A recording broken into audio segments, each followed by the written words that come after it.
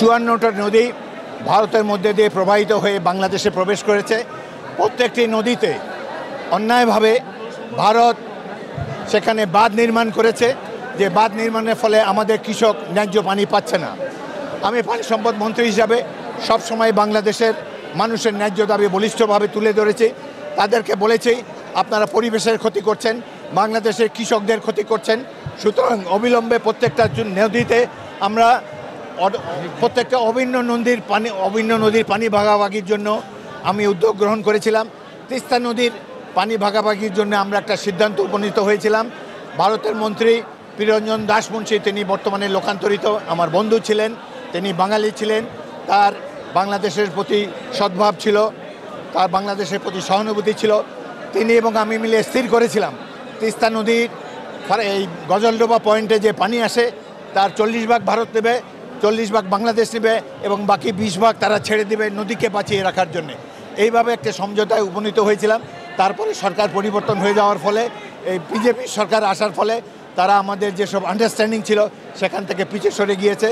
এখন প্রফেসর ইউনূস যদি এই সম্পর্কে, এটা বাংলাদেশের মানুষের প্রধান সমস্যা, পানি সম্পদের সমস্যা, এটি যদি তিনি সমাধান করতে পারেন ভালো, না হলে আমরা আশা করি জনগণের রায় নিয়ে যদি বিএনপিকে দায়িত্ব দেয় জনগণ, তাহলে আমরা প্রত্যেকটা নদীর ন্যায্য হিস্সা আমরা বাংলাদেশের জনগণের জন্য অধিকার করতে পারবো এবং এটার ব্যবস্থা আমরা করতে পারবো। ধন্যবাদ।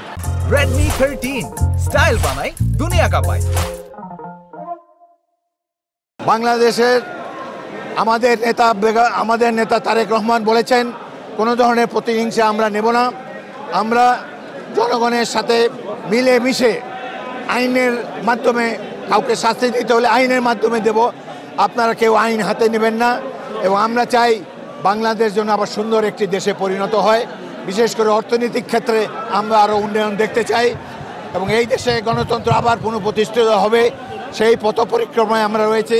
গণতন্ত্র এবং মানবাধিকার প্রতিষ্ঠা করাই বর্তমান সরকারের প্রধান লক্ষ্য হওয়া উচিত।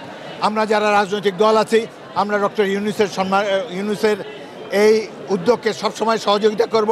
প্রফেসর ইউনূস বাংলাদেশের গৌরব, বিশ্বের কৃতি সন্তান, সারা বিশ্ব তাদেরকে চেনে। সুতরাং আমরা তার উপরে আস্থা আছে। আমরা আশা করি অতি অল্প সময়ের মধ্যেই তিনি দেশের নির্বাচনে পরিবেশ ফিরিয়ে আনবেন। আমরা তাকে সময় দিতে প্রস্তুত এবং সব ধরনের সহযোগিতা এই সরকারের প্রতি আমাদের থাকবে এবং আশা করি আগামী দিনে বাংলাদেশ বিশ্বের একটি উন্নত রাষ্ট্র হিসেবে আত্মপ্রকাশ করবে। আমাদের নেত্রী বেগম খালেদা জিয়া শীঘ্রই চিকিৎসার জন্য বাইরে যাবেন, আপনারা তার জন্য দোয়া করবেন।